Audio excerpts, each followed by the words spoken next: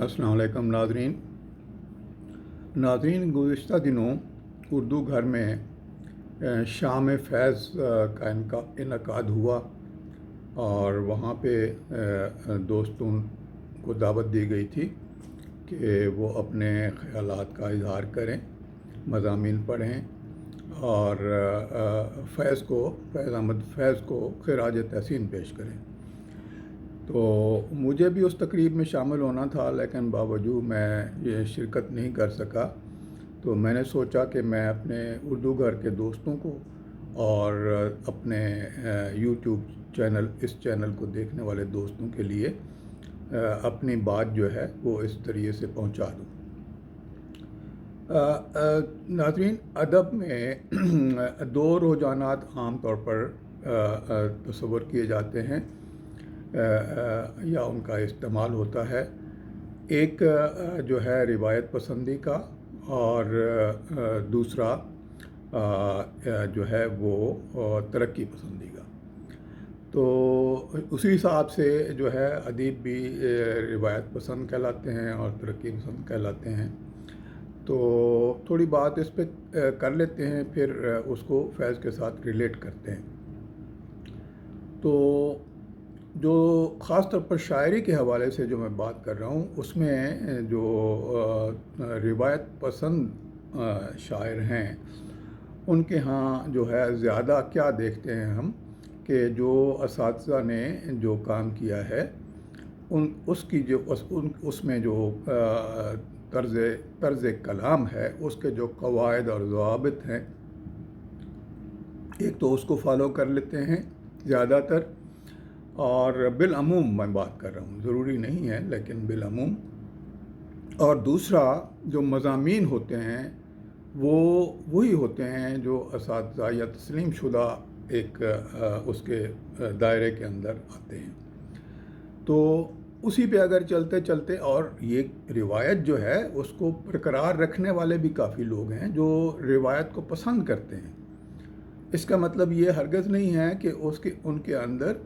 वो इनकलाबियत नहीं है या वो इनकलाब की या तरक्की पसंदी की बात नहीं करना चाहते। लेकिन बात ये है कि उनका ज़ौक़ जो है या उनका शौक़ जो है वो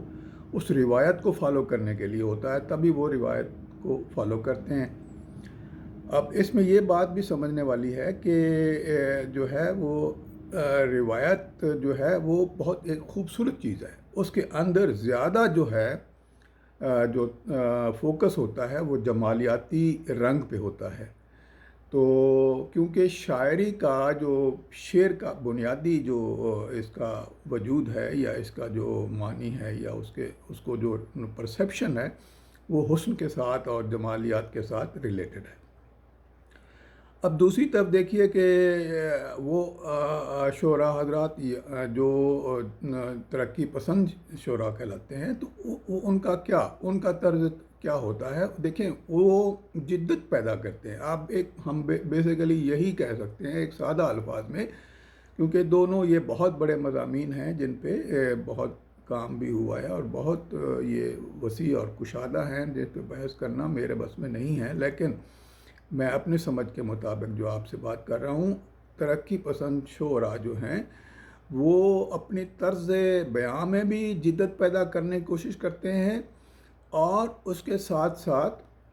वो मज़ामीन भी नए नए लाते हैं। अब मज़ामीन हर किस्म के हो सकते हैं। मोहब्बत के मज़ामीन हैं, प्यार के मज़ामीन हैं, हुस्न के मज़ामीन हैं, और इसके साथ साथ जो समाजी मज़ामीन हैं, नफ्सियाती मज़ामीन हैं, जो ज़िंदगी के मुख्तलिफ़ पहलुओं को कवर करते हैं या जिनसे बहस करते हैं, वो उन मज़ामीन पे शेर कहते हैं। तो गोया ये इसका मतलब ये नहीं है, अगर हम मुकाबलतन कहें तो इसका मतलब यही है। देखें, शेर में फ़िक्र और सोच का दखल बहुत ज़्यादा है, और दोनों सूरतों में, तरक्की पसंद होने की सूरत में भी आप जो तरक्की पसंद शायर हैं उनके अंदर बेपनाह फ़िक्री सलाहियत होती है, क्योंकि वो नई बात सोच के आपके आगे पेश करते हैं। इसी तरह रिवायत पसंद शोरा जो हैं وہ روایت کو تو فالو کرتے ہیں لیکن مضامین میں ایک جدت پیدا کرتے ہیں، اور تبھی تو وہ زندہ رہتی ہے، وہ بات زندہ رہتی ہے اور وہ کلام بھی زندہ رہتا ہے۔ تو اس میں آپ یہ کہہ سکتے ہیں کہ اس میں جو ہے وہ فوکس کس چیز پہ ہے زیادہ؟ روایت میں جو ہے وہ مضامین وہی ہوتے ہیں جو زیادہ طور پر محبت، پیار، اخوت اور اس کے بارے میں ہوتے ہیں، اور حسن و جمال کے بارے میں ہوتے ہیں، رنگ و بو کے بارے میں ہوتے ہیں، خوشبو کے بارے میں ہوتے ہیں، اور ہجر و وصال کے بارے میں ہو سکتے ہیں، اور جو ترقی پسند شاعر ہیں ان کے موضوعات جو ہے وہ انقلاب کے بارے میں ہو سکتے ہیں، نئی بات، نئی سوچ کے بارے میں ہو سکتے ہیں، جو ہے ریفارمز کے بارے میں، جو اصلاح کرنی ہے معاشرے کی ہو سکتی ہے، یا طرز فکر کی ہو سکتی ہے، اس کے بارے میں ہو سکتے ہیں۔ تو اب فیض کو ہم اس کے ساتھ ریلیٹ کریں گے، کیونکہ ہمارے پاس وقت کم ہوتا ہے، تو ہم بحث زیادہ اس پہ موضوع پہ کرنے اس پس منظر میں ہم فیض کو دیکھتے ہیں۔ تو فیض کو جب آپ مطالعہ کریں گے تو اس میں یہ ایک بہت ایک بیلنسڈ، ایک متوازن امتزاج ہے جمالیاتی رنگ کا یعنی روایت کا، اور ترقی پسندی کا، اور انقلابی آہنگ کا۔ یعنی جمالیاتی رنگ اور انقلابی آہنگ کو جو ہے بڑا خوبصورتی سے جوڑا گیا ہے، اور ایک دوسرے پہ قربان نہیں کیا گیا، اور کسی کو کسی پہ فضیلت نہیں دی گئی، اور کسی میں کوئی، لیکن یہ ہے کہ دونوں کو اتنی خوبصورتی سے نبھایا ہے فیض صاحب نے۔ یہی ان کے کلام کی خوبی ہے۔ ہم انہیں جو ہے وہ جدت پسند یا ترقی پسند شاعر کہتے ہیں، اور کیونکہ انہوں نے جو ہے روایت میں جدت جو ہے وہ پیدا کی ہے۔ تو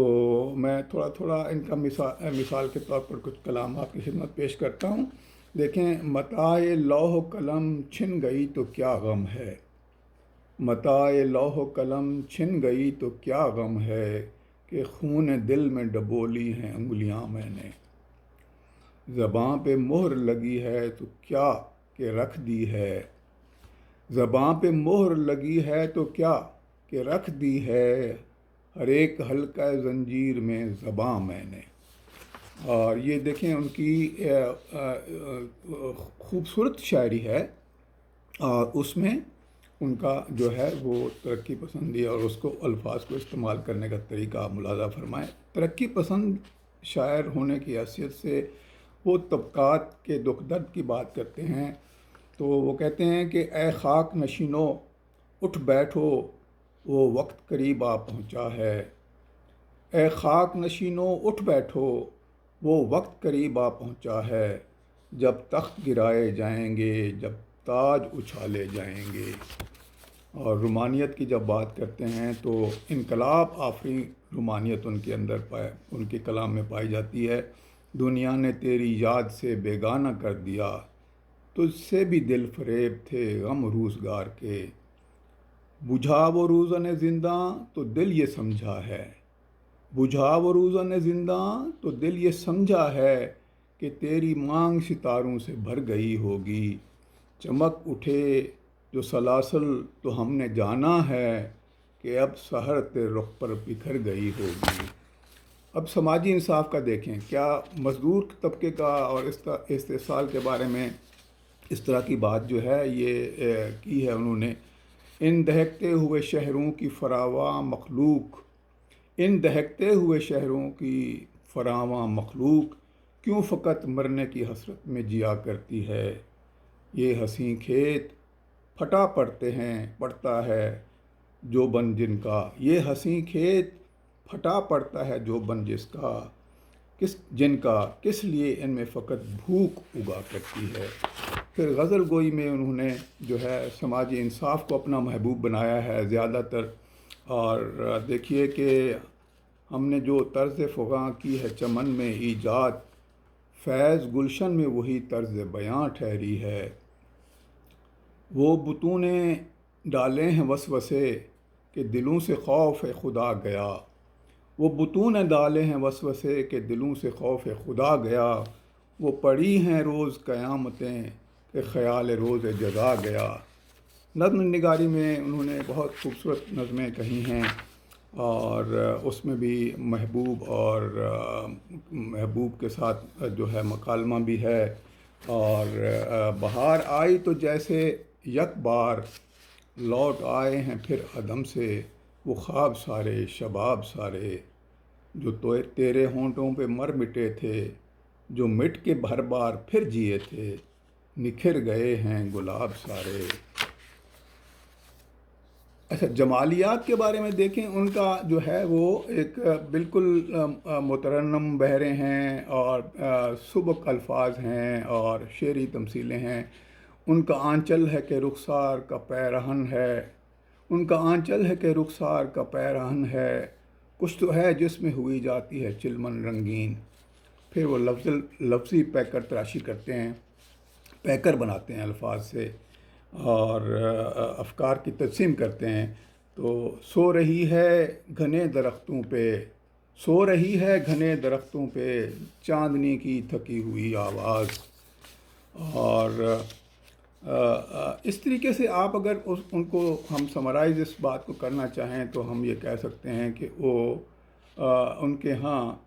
انہوں نے انقلابی آہنگ پر جمالیاتی احساس کو، اور جمالیاتی احساس پر انقلابی آہنگ کو قربان نہیں کیا۔ تو ایک نیا شعری رچاؤ انہوں نے پیدا کیا ہے، اور وہ اس میں بڑا ان کا ایک انہوں نے اپنا مقام پیدا کیا ہے۔ رات یوں دل میں تیری کھوئی ہوئی یاد آئی، رات یوں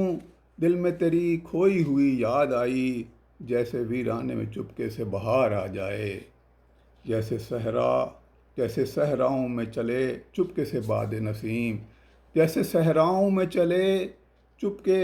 سے باد نسیم، جیسے بیمار کو بے وجہ قرار آ جائے۔ آداب۔